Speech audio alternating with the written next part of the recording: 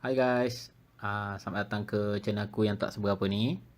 So hari ni kita nak unboxing satu barang ni.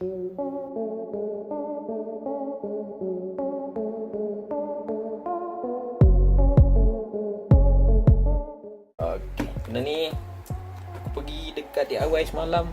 Berapa ringgit lah? RM14 kot. Benda ni Self Steering Mug.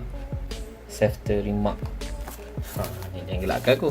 Untuk siapa-siapa yang malas nak basuh cawan, nak basuh sudu, korang boleh cuba.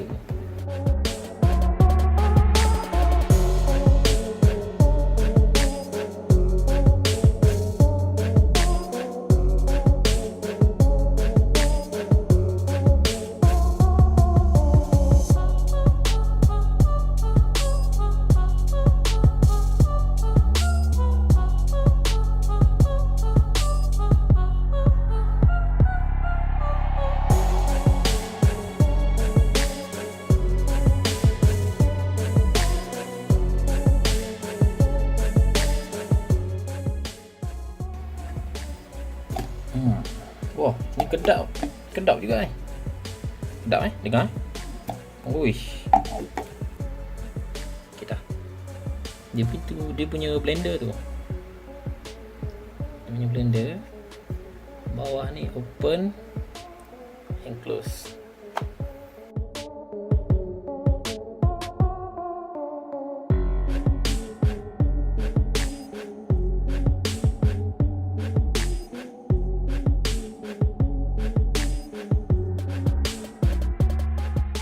By the way, dia sini waterproof.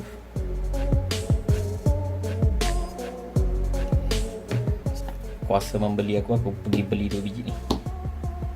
Mr. DIY AAA battery. Okay, kita cuba.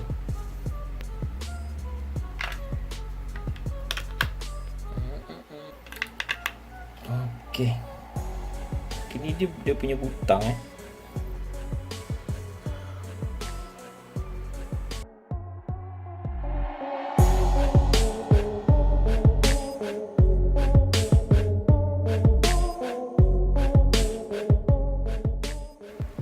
Yo, senyap.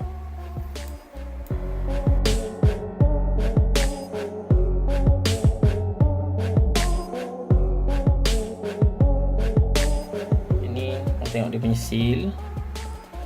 Air korang lebih tahan panas. Okay, kita test.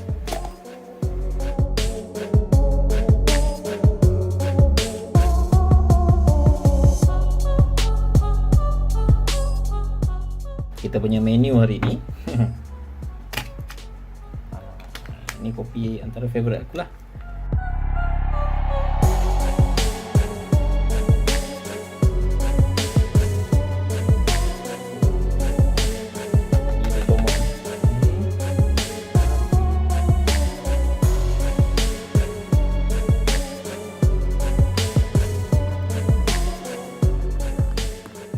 Okay, kopi ni tu kita tak boleh buat cair sangat.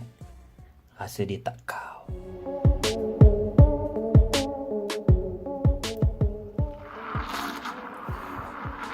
Terbaik.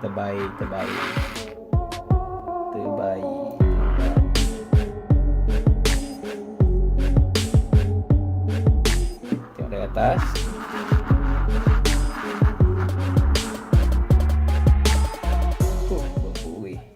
Subscribe nanti aku buat lagi banyak video.